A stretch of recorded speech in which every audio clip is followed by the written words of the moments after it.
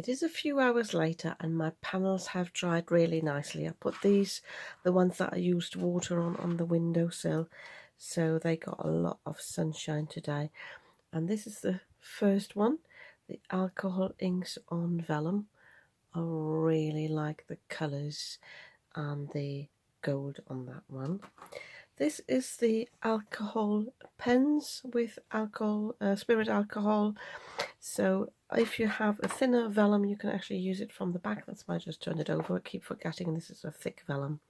I definitely want to do something to this panel because it looks a little bit naked. This is the dinkles. I want to show you the brush shows in comparison. When I applied them, sorry about the shade there, when I applied them I did say that these looked just as vibrant in the application, but the reason why I bought the dinkles is they actually are vibrant when they have dried. Look at that, that's quite amazing. Again, I want to add something to these, definitely to this before I do the die cutting. And then these here, that's the craft card. They look pretty boring, I must say. All the colours are fairly muted, especially this one. This is very subtle because the ink has mostly seeped into the cardstock and you've got a bit of the oxide sitting on the top. But I'm going to work with that.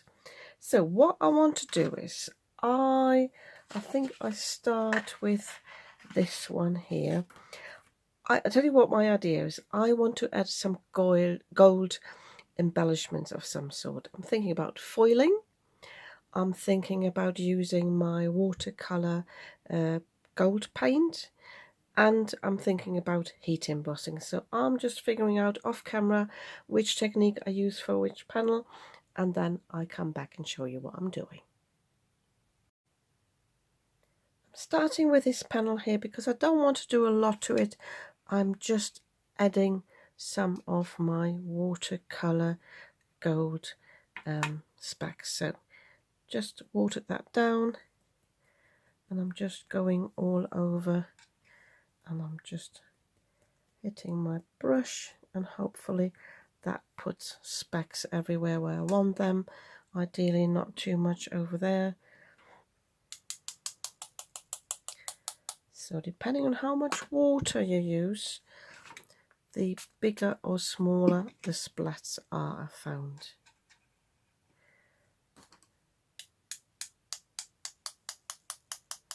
Very difficult to show on camera as well, but I'll show you this in a moment. So at the moment these are very tiny specks. You can also use a fan brush. I've noticed I've got loads where I don't want them really. So maybe I need to find a different angle. I'm not an expert at this, never have been. So let me just show you that. Can you see?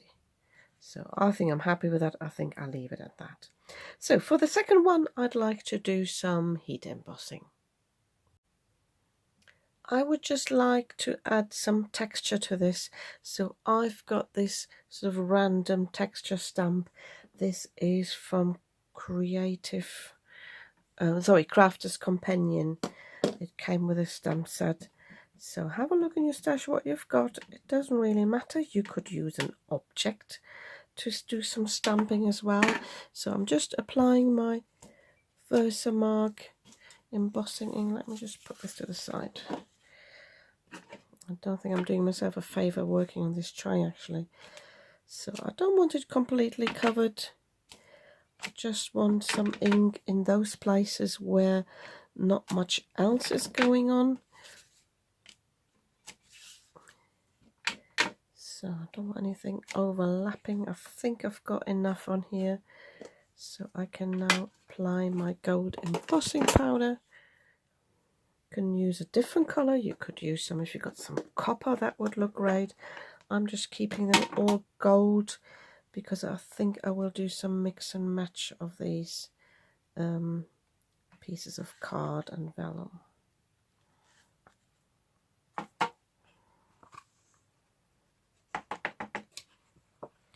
So I did actually overlap here. I didn't realise that I've got nothing here, so I will just come in on the side again. Oh, we might as well put the stamp. There it is.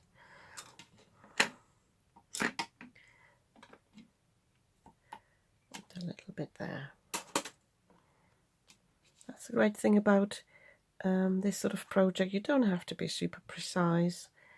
I'm going to heat set this off camera. What I'm going to do is I'm going to heat up my heat tool and I'm going to heat set it from the back, and then this will hopefully look really, really good. So if you haven't got a texture stamp, there is another thing you can do, and that's what I had planned for this panel here, and that is to actually use an embossing folder to put down the VersaFine, the Versamark ink. I have different ones here. I thought something with texture like this would be good. This is actually a leaf embossing folder that would sort of create a leaf and a leaf. I'm not quite sure whether I want this yet. I've got this one here, or also something like this. I think this could be good as well. I think I'll give these two a try and see how differently they work. So I'm going to cut this panel and then I'm going to put it through my embossing folder, and then I'll show you how I apply the ink. I have embossed both my panels here. They are still a little bit damp because I misted them from the back to put the embossing folder through. So this won't be an exact method. I will have some embossing powder where I don't necessarily want it, but again, I don't mind this for this technique. So I'm going to use my brayer and my Versamark ink. Going to ink up my brayer. You could go, if you wanted to, you could go straight over this with it. I might actually do that for one panel so you can see the difference. So I'm making sure this is properly inked up, and I'm applying this onto the panel.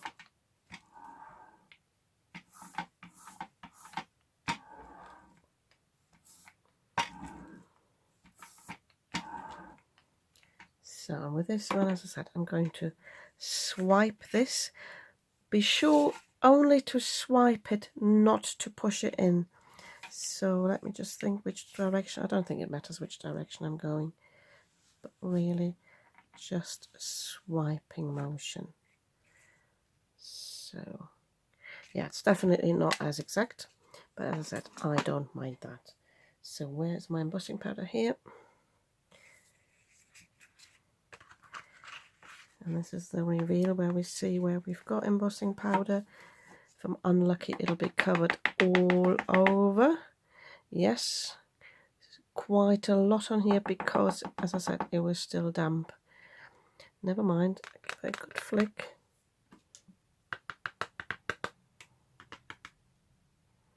Yeah, I'll still have something peeping through. Never mind, I'll work with that. And then I've got this one here.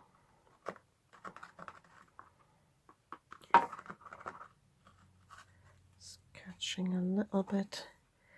Yeah, that one's better. So you definitely get the better results if you use a brayer, because I've only got mostly got the embossing powder where I've actually got the raised bits. I'm happy with this one here. So as I said, I'm going to heat set this as well.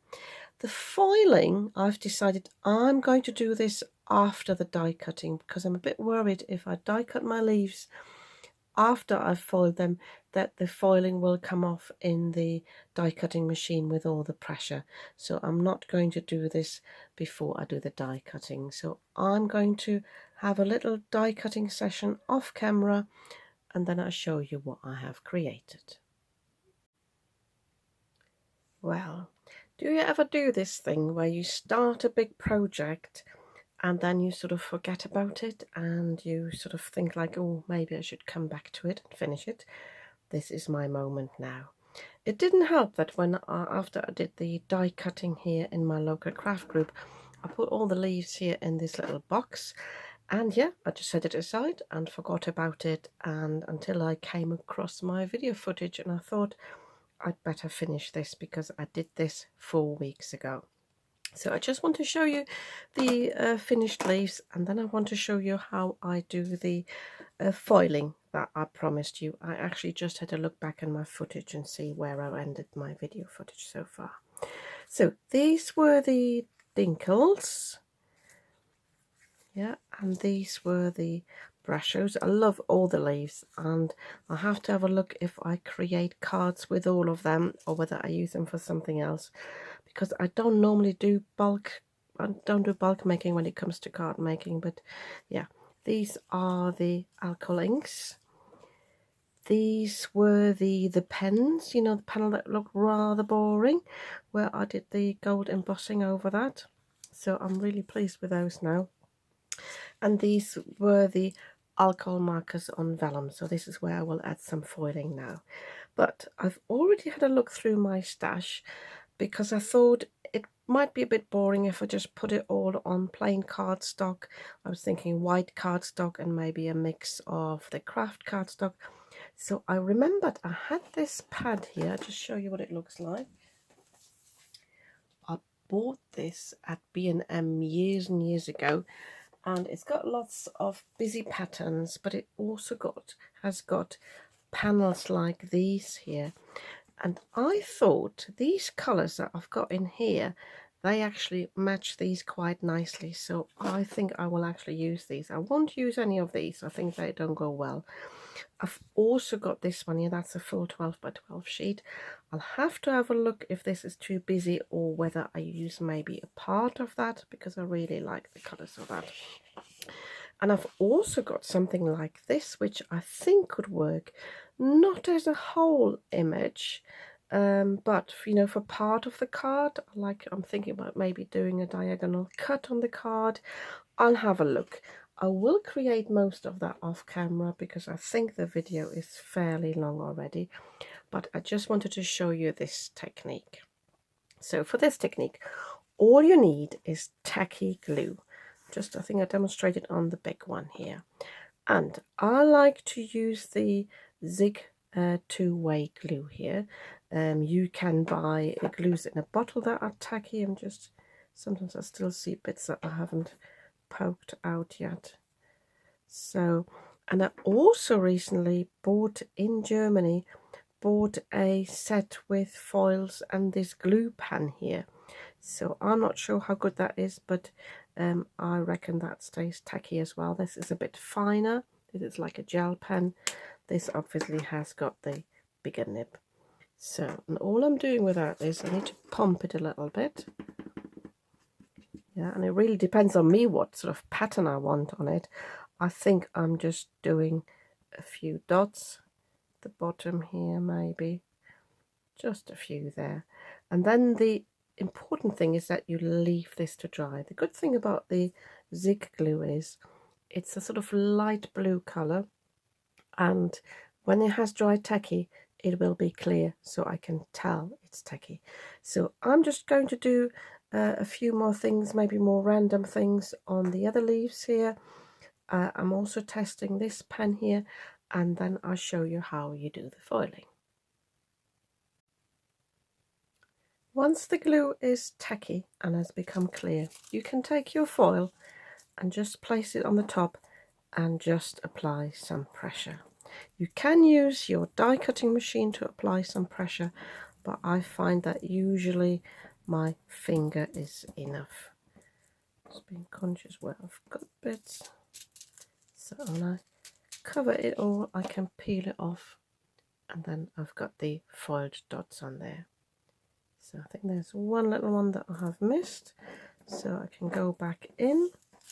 If you find it's tacky and you're actually pulling the glue off with your foil, then it's not dried enough yet, but don't leave it too long. I tried the pen as well. I actually had two of those pens because I bought two of those foil sets. The first one was way too runny. With the second one, I spelled out the word autumn on two of the leaves, but this one definitely needs a bit longer to dry, I think. So yeah, I'm going to do this off camera now. As I said, take my time with those, and I will create all cards off camera and then talk you through what I have done. It is the next day, and I had a session last night and this morning, and I want to show you the cards I have created and hopefully can give you a lot of ideas. So this is the one or two of these with the pattern paper. With this one, I found the pattern paper a little bit too busy, so I put some vellum over that, but just at an angle. I did stick it down with my Zig glue marker. I had forgotten that vellum is very delicate and that it actually tends to warp a little bit, so it comes open a little bit there, but I still like the look of that, and you can see the glue lines just a little bit. If you don't like that and you don't mind the vellum to be loose on the edges, you can just put glue behind those leaves, so underneath the vellum, so that the leaves will hide the vellum. Also, I found some of my leaves were, because of the heat embossing, were a bit warped, but I don't mind that look. I think it looks very organic. And this one here, I just put on some foam strips. I want to show you these. I'm sure they're linked in my description box. These are very thin strips, and they were perfect for putting behind, you know, the more delicate areas here. And then you remember the scrap I had of cardstock that I used the oxides on that I didn't like too much. I used that for my shadow die here behind the happy birthday. So I went for different formats just to show you what you can do. So this is a square card, almost 6 by 6.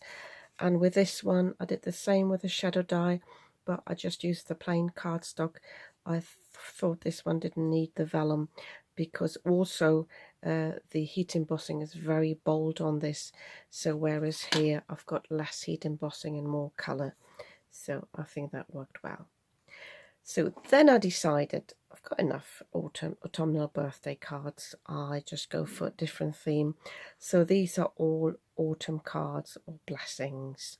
And halfway through creating these, I thought I can actually give these away to friends that I meet up to celebrate the season. So rather than sending these out, this is what they will be. I just realised this one needs a dot of glue behind it. So I'll do this now. So for most of my delicate things, I use the Zig glue pen because that's really handy to have. So on the leaves here, though, I tried something. Where have I put it? I wanted to show it to you. Oh, here it is. A friend once gave me these sheets. I've used it once on a video before.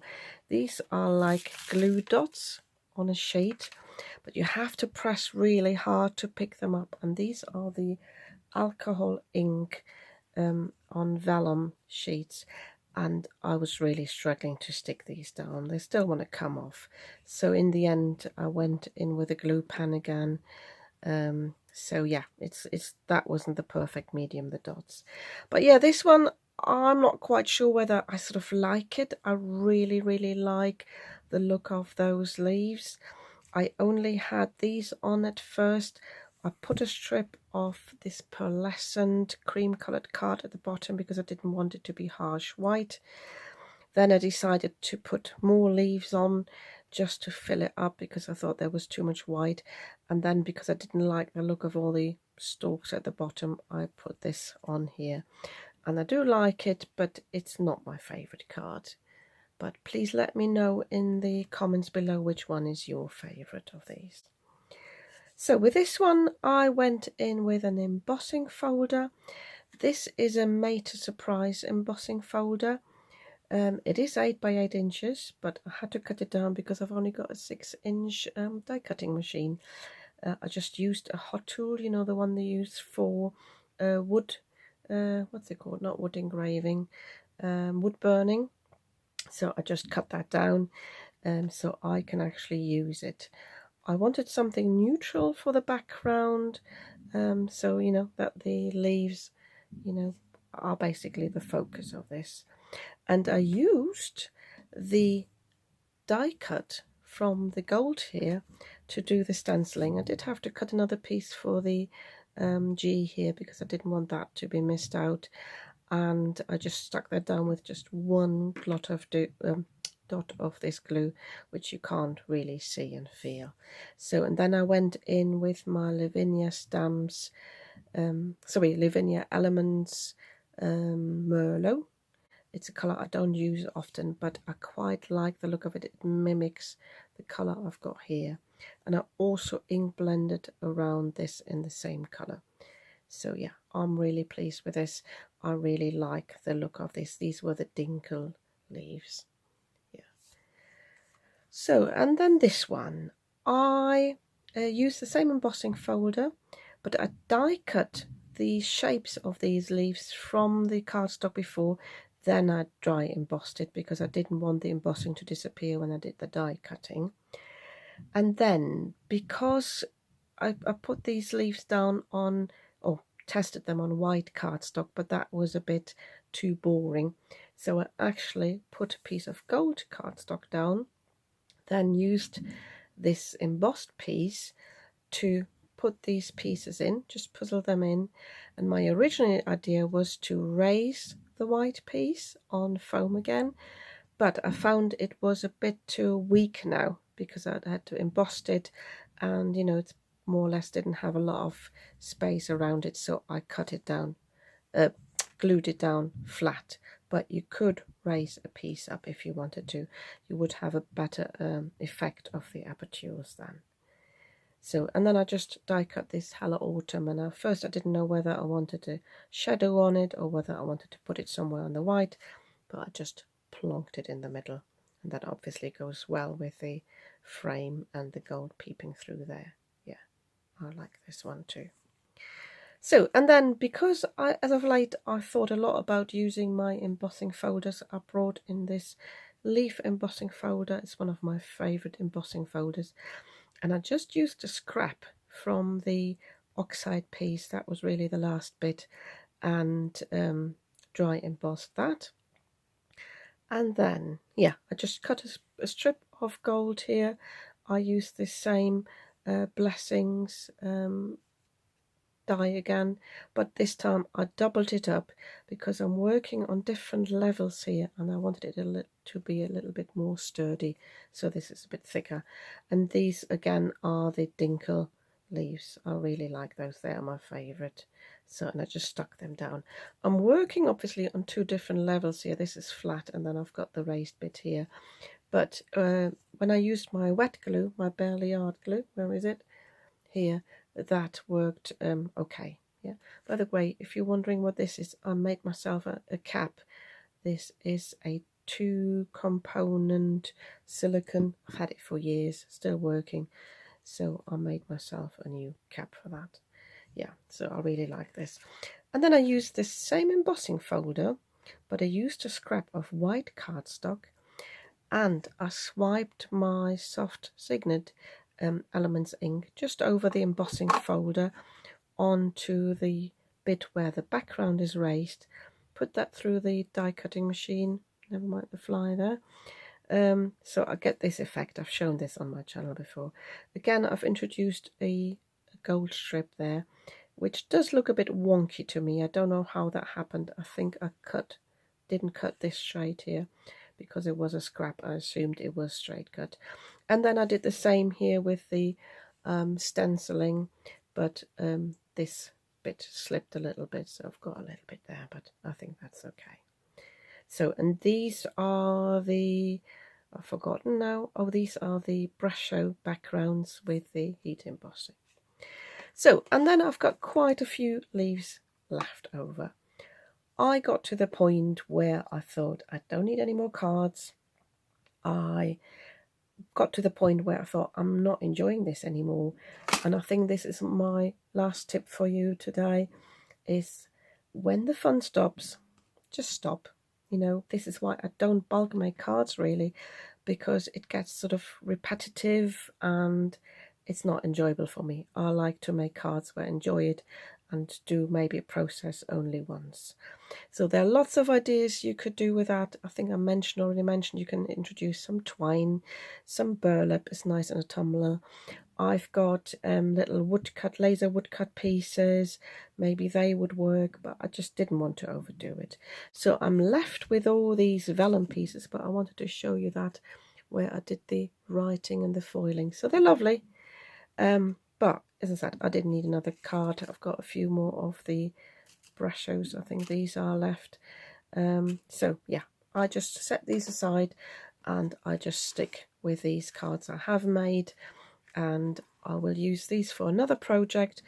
And you know what, if I don't use them for another project, I can either pass them on to a crafty friend, or there's this round thing in my craft room which is called a bin. I don't mind putting things in the bin that I don't use.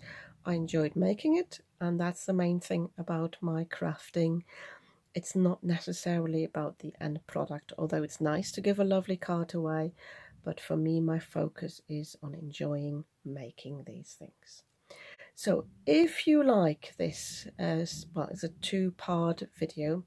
If you found this helpful, I'd be happy if you gave me a thumbs up. I'd be happy if you commented, let me know which card you like best.